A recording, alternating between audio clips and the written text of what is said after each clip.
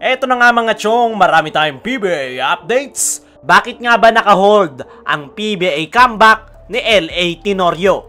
Gilas players kinwento ang kanilang Magic Brownlee experience.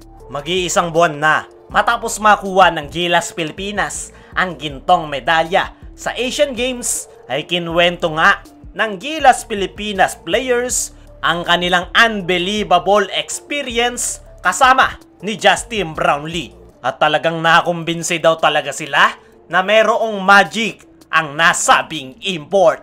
Isa nga sa hindi makakalimutan ng Gilas Pilipinas fans, lalong-lalo na ng mga players, ay yung 33-point performance ni Justin Brownlee kontra sa China.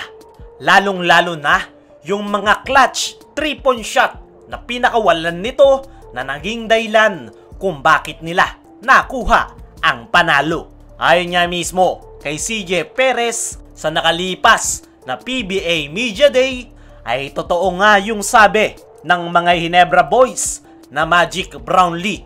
Iba talaga yung Justin Brownlee. Parte nga itong si CJ Perez ng heroic comeback performance ng Gilas kontra sa China. Hinayaan naman daw siya ni Coach Tim Cone at nakakuha daw siya ng crucial layup.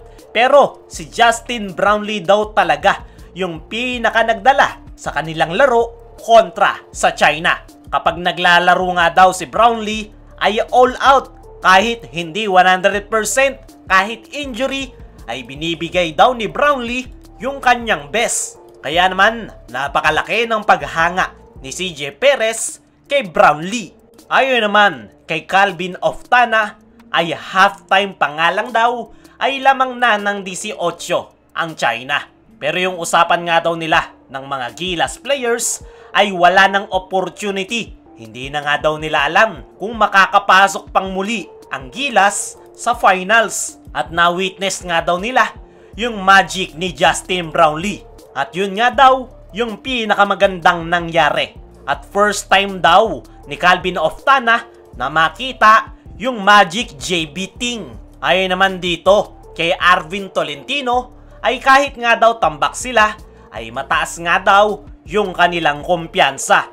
Pero si Justin Brownlee daw talaga yung pinakamataas yung kumpiyansa dahil pasok lahat ng kanyang mga tira. Tambak nga daw sila pero nasa kanila yung momentum.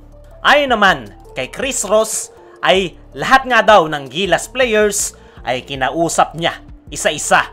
Minotivate niya nga daw yung kanyang mga teammates at sinabing kumpiyansa yung China na madali silang matatalo dahil wala si Jordan Clarkson. Pero meron nga daw silang Justin Brownlee na legendary performance yung ipinakita. Ayon nga sa mga pahayag na yan ng Gilas Pilipinas players ay mukhang pinapatunayan nila na totoo talaga yung magic na kayang maibigay ni Justin Brownlee para sa isang koponan.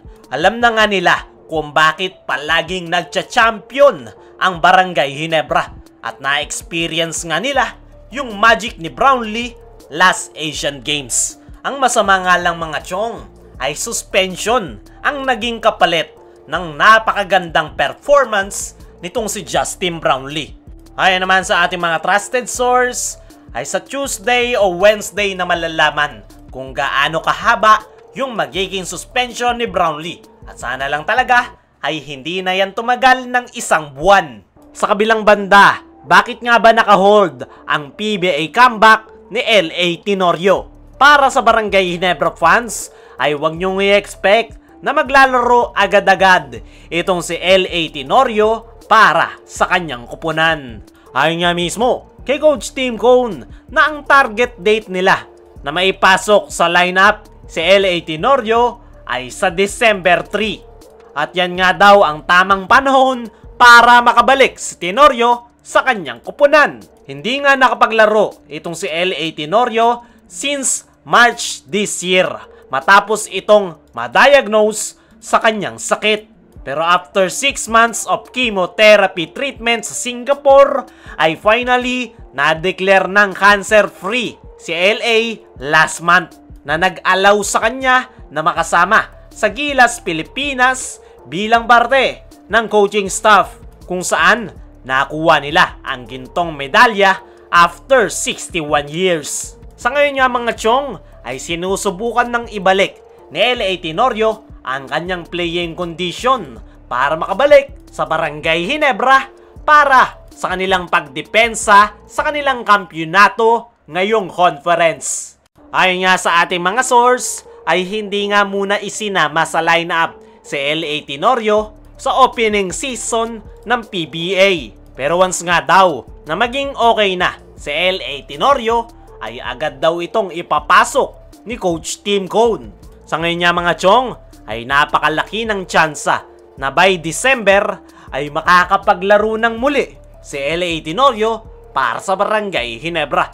Sana lang talaga ay magtuloy-tuloy yung kanyang pag-recover. Ang pinaka-inaantay na lang talaga ni L.A. Tenorio ay ang go signal ng kanyang doktor. Para sa akin mga chong ay napakalaking bagay na merong L.A. Tenorio ang Barangay Ginebra dahil sa kanya nga nagsisimula ang kanilang opensa. At maganda nga yung kanilang opensa kapag nandyan si L.A. Tenorio.